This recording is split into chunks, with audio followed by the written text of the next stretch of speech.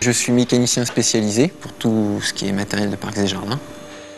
Je m'occupe de tout ce qui est grosse tondeuse. Après, il y a des machines de voirie, tout ce qui est entretien du sol, tout ce qui est pulvérisation. Et après, tout ce qui est aussi matériel de taille des arbres, élagage. Alors, il y a une organisation établie par le chef d'atelier qui, le matin, me dit tu fais telle et telle machine. Dans l'atelier, on fait tout ce qui est grosse intervention, genre découper un tracteur en deux pour changer un embrayage. Après, on fait aussi bien à l'atelier des vidanges, des révisions, des pannes aussi.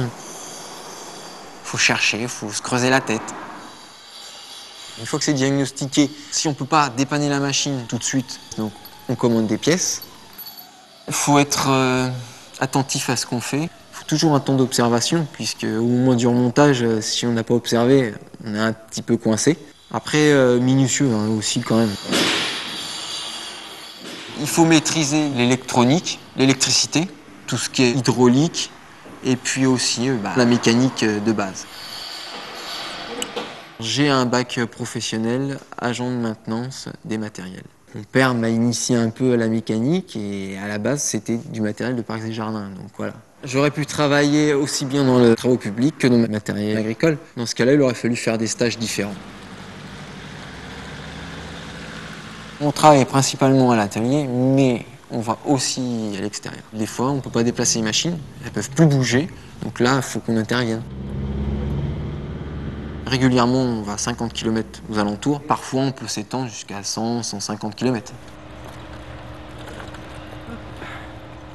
Donc, on intervient sur un Golf suite à une panne d'avancement sur un tracteur. Vu que c'est un tracteur avec un calculateur électronique, on va brancher un outil de diagnostic informatique pour nous aider à déterminer la panne. Il y a de plus en plus d'informatique. En cours d'année, on a des formations pour être à niveau.